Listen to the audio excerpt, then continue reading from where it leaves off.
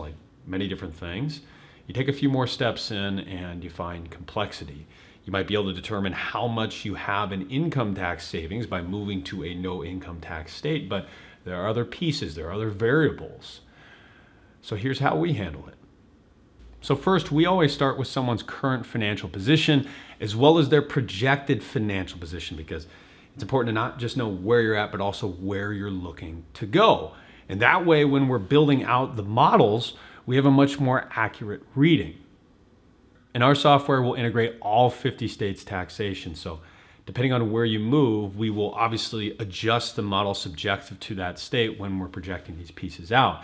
Now, if you're attempting to do this longhand, keep in mind that this is a question of opportunity cost. It's not just the tax savings that you incur by moving to a no income tax state. It's where can those savings be redeployed and what would that grow to for you down the road, right? So it's a question of opportunity cost. And it's almost like a lot of things where the solution creates a few more questions, which will require newfound solutions.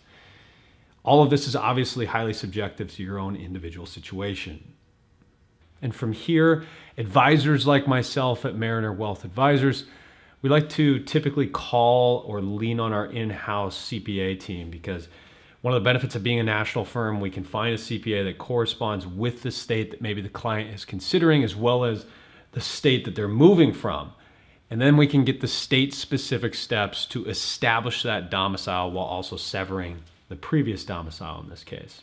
And I think a lot of clients end up using our tax preparation services really as a result of just wanting an integrated, simple approach rather than wanting to work with, in this case, two different professionals. You could just work with Mariner Wealth Advisors and it could be under one roof, right? But even if you aren't working with us in any capacity, even if you aren't working with us at all, right?